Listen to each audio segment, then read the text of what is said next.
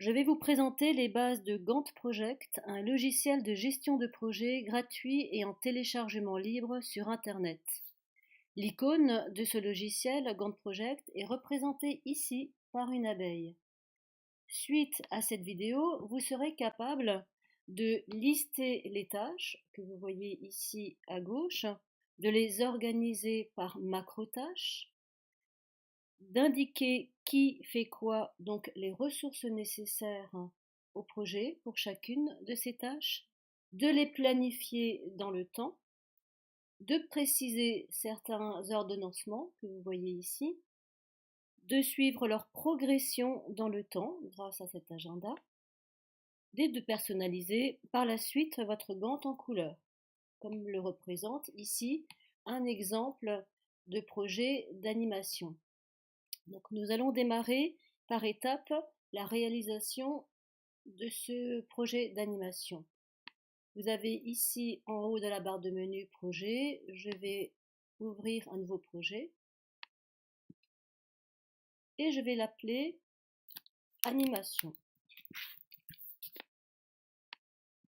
Cette fenêtre qui s'ouvre est caractéristique de Gantt Project, autrement dit du côté gauche vous allez ici mettre en place vos différentes tâches et du côté droit s'occuper dans un deuxième temps de l'organisation de ces tâches dans le temps.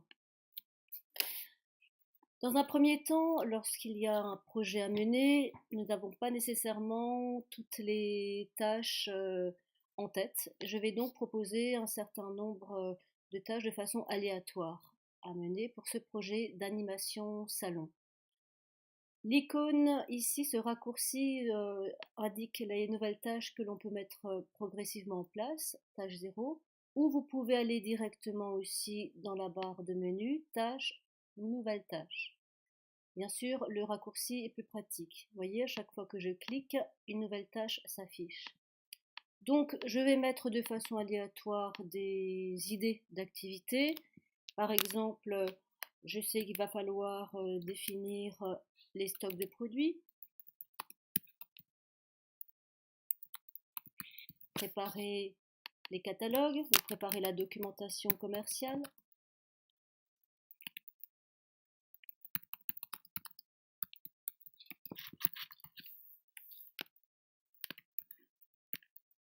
Je vais également réaliser un mailing d'invitation pour les clients.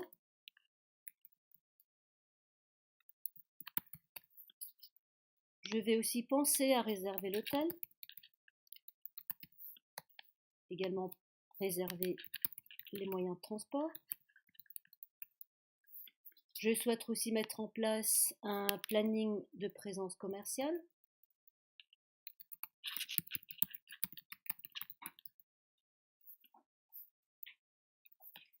Je vais également mettre en place un tableau de bord de suivi des commerciaux sur place. Je vais également encore proposer de créer un jeu concours. On va s'arrêter là pour les quelques exemples de listing de tâches que j'ai mis dans la colonne de gauche. Vous pouvez aussi réajuster cette colonne pour avoir une meilleure visibilité de ce que vous écrivez. Pour le moment, je ne m'occupe pas du temps. Je ne m'occupe que du listing de tâches qui me viennent naturellement à l'esprit. Par la suite, toutes les tâches, on pourra toujours en rajouter ou en supprimer. Deuxième temps, nous allons indiquer maintenant comment les organiser. Pour les organiser, nous allons créer des macro-tâches. Dans l'ensemble des tâches que j'ai ici proposées, je peux observer qu'il y a un certain nombre de tâches liées à la communication. Donc je vais écrire communication qui va inclure l'ensemble des tâches liées à cette étape-là. Je rajoute toujours nouvelle tâche et je vais mettre par exemple management. J'aperçois aussi qu'il y a des aspects administratifs ainsi que des aspects liés à la logistique. Tout ce que j'ai indiqué comme tâches ici en capital, en majuscule, seront mes futures macro-tâches. Je vais maintenant les organiser de façon à inclure toutes les tâches précédentes dans ces macro-tâches définies par ces quatre éléments: communication, management, administratif et logistique. Je peux déplacer l'ensemble de ces tâches grâce à ces flèches jaunes de défilement qui sont ici. Je vais remonter communication et sous communication, je vais rechercher toutes les tâches liées à cette étape. Autrement dit, le jeu concours que je vais remonter ainsi que le mailing client que je vais remonter également. Je vais ainsi indenter ces petites tâches dans la communication grâce à cette flèche jaune, indentée. Donc le jeu concours est indenté, le mailing client est indenté. Vous vous apercevez tout de suite que la communication, cette macro-tâche, est représentée par ce petit chapeau. Ensuite, de la même façon, management, je vais le remonter et je vais chercher toutes les tâches liées au management. Je souhaitais mettre en place un planning de présence commerciale que je vais remonter grâce à cette flèche de défilement, ainsi que le tableau de bord de suivi. Je vais donc indenter maintenant ces tâches liées au management. Et voilà, nous retrouvons ce petit chapeau qui est la caractéristique d'une macro-tâche. Administratif, je remonte également. Je sais que tout ce qui est hôtel et transport, réservé hôtel, réservé transport, c'est plutôt du côté administratif. Je vais également indenter maintenant ces tâches dans le module administratif. Et pour finir, je vais mettre sous la logistique préparer la documentation, par exemple, que je vais indenter dans cette partie. Pour réaliser une macro-tâche, il faut un certain nombre de sous-tâches également. Là, le stock produit n'est pas à sa place. Je vais le descendre et bien sûr l'indenter dans logistique. Voilà, vous savez maintenant comment organiser vos tâches et vos macro-tâches. Prochaine étape, attribuer maintenant les ressources, donc toutes les personnes impliquées dans ce projet.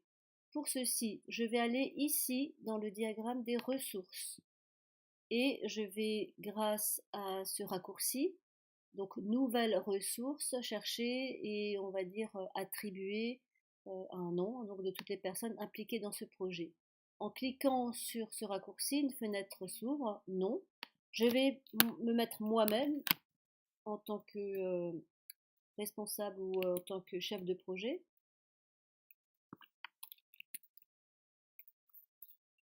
Le rôle défini par défaut, chef de projet. OK. Voilà, j'apparais ici. De la même façon, je vais de façon tout à fait aléatoire mettre d'autres noms de personnes impliquées dans le projet. Je vais mettre par exemple Valérie qui est la secrétaire. Je vais mettre également Philippe qui est le commercial. Ou René qui est le directeur. Voilà, je fais simple, je ne fais que nommer les personnes. On pourra toujours par la suite redéfinir les rôles. Maintenant que j'ai attribué un nom à toutes les personnes impliquées dans ce projet, je reviens dans diagramme de Gantt. Je valide que dans le menu édition préférences, une fenêtre s'ouvre et je vérifie que dans les propriétés du diagramme de Gantt, en bas à droite, ressources affectées est mentionnée. Vous avez ici une barre de défilement pour pouvoir retrouver ressources affectées qui est cochée. C'est important pour pouvoir après voir les noms à côté des tâches. Je ferme. Je vais maintenant, tâche par tâche, aller dans les propriétés de cette tâche et je vais aller dans ressources. Bon, pour le jeu concours qui est ici, je vais aller dans ressources et je vais ici cliquer sur la ligne et pour par exemple le jeu concours, je souhaiterais que moi-même c'est moi-même qui vais l'organiser. OK. Et vous avez vu tout de suite, voilà, je suis attribuée à cette tâche-là. Pour le mailing client, je vais refaire un autre exemple. Je vais dans tâches propriétés je vérifie que je suis bien dans réaliser un mailing client. Je vais dans ressources. Je clique sur la ligne, il y aura moi-même, mais bien sûr, on va dire que le directeur va aussi chapeauter cette opération-là. Donc nous sommes deux sur cette tâche-là. OK. Et vous voyez ici, moi-même, René sont mentionnés dans cette tâche-là. Et ainsi de suite. Donc vous venez maintenant d'attribuer les ressources par tâche. Maintenant que j'ai attribué ces ressources, je vais m'occuper de la planification. Alors ici, vous avez une visibilité du planning par semaine. Si vous faites un zoom avant, vous avez une visibilité par mois, par jour, ce qui est pratique pour un projet à court terme. Pour ma part, je préfère la visibilité à la semaine. Ici, nous sommes à aujourd'hui. Par défaut, le logiciel part toujours au jour d'aujourd'hui. Si vous souhaitez reculer, il prend la semaine ou les jours précédents. Si vous souhaitez plus avancer, vous pouvez déjà faire un projet qui commencerait beaucoup plus tard. Alors, je vais rester pour ma part sur cette visibilité à la semaine. Maintenant, il s'agit de prendre en compte dans le temps l'ensemble des tâches attribuées à ce projet. Alors, ici, c'est très simple. Je vais cliquer ici sur le bord de la première tâche et vous voyez qu'il y a ici une petite croix noire qui se met en place. C'est important, c'est celle-ci qui va vous permettre de d'étendre ici votre tâche. Automatiquement, les dates suivent suivent pour pouvoir élaborer, on va dire, la période, la longueur de la période que vous attribuez à votre travail. Remarquez, les dates ici se sont automatiquement ajustées dans la colonne de gauche, du 4 au 21 février. Évidemment, on ne va pas rester sur tous au départ, toutes les tâches ne vont pas rester et être réalisées le même jour. Je peux commencer un peu plus tard. Là, je vais le décaler. Il s'agit d'opérer des actions sur les tâches, mais jamais sur la macro-tâche. La macro-tâche s'adapte à ce que vous proposez comme longueur de temps et période. Regardez, voilà, ici, elle s'adapte. Je n'agis pas ici pour changer mes dates. Là, je propose par exemple, d'après ce planning, un jeu concours entre la semaine 7, semaine 8 en termes de préparation et le mailing client. Or, dans mon esprit, on va dire que le mailing client sera fait après la définition du jeu concours. Donc, je vais le faire après. Voilà, j'ai besoin d'avoir bien défini mon jeu concours avant d'envoyer le mailing. C'est un choix. Donc, je vais continuer. Je vais le faire peut-être un peu plus court pour qu'on ait une visibilité de tout le Gantt Project sur cette fenêtre. Donc, je raccourcis un peu. Par la suite, c'est à vous de définir les périodes et la durée que vous attribuez à chaque tâche. Par exemple, vous avez ici l'administratif. L'administratif, c'est quand même quelque chose réservé aux hôtels et de transport que l'on fait assez tôt. Je vais donc le remonter et vous voyez qu'en cliquant sur la macro-tâche, les autres tâches suivent automatiquement. Là. Donc, on va dire que tout ce qui est administratif, je vais le faire en même temps, hein, hôtel et transport. J'attribuerai quand même après une tâche de priorité dans l'un des deux par la suite. Voilà, ici j'ai défini transport et hôtel. Bien entendu, ce que signifie ce que je viens de mettre en termes de temps, je n'ai pas besoin de 4 jours pour réserver un hôtel, mais je définis la période à laquelle je suis sûre d'avoir réservé cet hôtel. Enfin, les tâches de planification, de tableau de bord, je vais également le mettre après la communication, là. Vous voyez que tant que j'ai laissé la deuxième tâche, la macro-tâche définit l'ensemble de la période, je poursuis. Vérifiez toujours que c'est cette petite croix noire pour pouvoir déplacer vos tâches sans problème. Et enfin la logistique, je vais mettre à la fin avant le jour J du salon. Voilà, je le mets un peu plus loin. Voilà, je vais mettre tout ça un peu plus loin. J'ai aussi décidé de les faire en même temps. Hein. Voilà. Voilà, vous avez ici une représentation, on va dire, de logique quelque part du projet. Il faut qu'il y ait un degré d'avancement de l'ensemble des tâches pour montrer qu'il y a une progression dans le temps. Alors parlons maintenant justement comment voir sur ce diagramme ce qui a été réalisé ou ce qui est encore en attente. C'est très simple, vous allez au début de chaque tâche et, ici vous avez vu la petite flèche noire va indiquer un pourcentage. Je tire sur cette tâche et voyez les pourcentages indiquent le degré de progression. Si je vais jusqu'au bout, pour la tâche réserver l'hôtel, ça veut dire que c'est fait, c'est intégralement fait, ainsi que le transport. Je recommence. Voilà, c'est cette petite flèche de pourcentage. Voilà, si ici, côté jeu concours, je vais le mettre à mi-temps. Vous voyez, 50%, ça veut dire que je suis à la moitié de la réalisation de cette tâche. Je peux très bien commencer à avoir élaboré le tableau de suivi en partie, pour avoir vu le directeur, et voilà. Donc ici, ces petits traits noirs permettent de voir le degré d'avancement de chaque tâche et de montrer qu'on n'est pas encore sur un ensemble de projets déclarés. Il faut qu'il y ait vraiment déjà des activités menées. Voilà pour les progressions.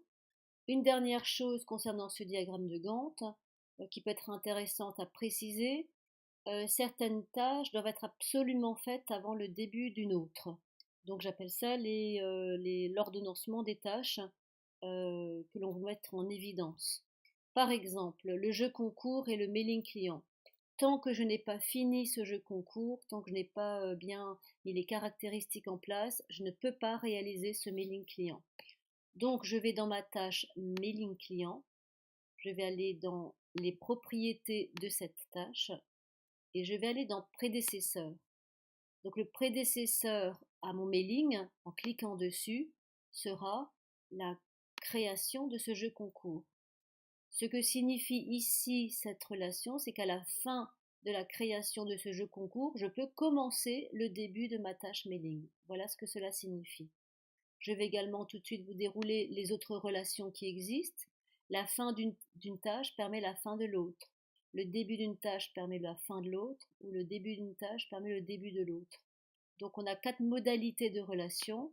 Moi j'ai pris celle du fin-début, donc fin d'une tâche permet le début de l'autre, ce qui est le plus fréquent. Voilà, vous avez vu cette petite flèche indique ce lien entre ces deux tâches-là. Pareil pour réserver hôtel transport, je vais les mettre ensemble. Donc je vais dans les propriétés des tâches, donc réserver transport, prédécesseur, et le prédécesseur c'est réservé hôtel, mais on va dire que c'est plutôt le début, par exemple. Alors, nous allons juste aller faire un petit reculé pour pouvoir voir là sans doute la flèche. Vous voyez cette petite flèche, début d'une tâche permet le début de l'autre. Voilà, ça permet de mettre en évidence certaines tâches qui sont en lien avec d'autres. Il ne faut pas le faire sur tout le diagramme, mais pour certaines, c'est important de le préciser. Enfin, ce diagramme, je vais réavancer ici. Ce diagramme, vous pouvez complètement le personnaliser. Donc ici, par exemple, pour cette tâche, prépare la documentation. Je reviens dans les propriétés. Et vous voyez ici, vous avez des codes couleurs que vous pouvez complètement choisir, personnaliser. Donc je vais changer la couleur du bleu. Je vais mettre par exemple magenta, OK et OK. Et voilà, ma couleur s'est mise en mode magenta. Voilà, vous avez ici l'ensemble d'un bon début de visualisation de projet et je vous remercie pour votre attention.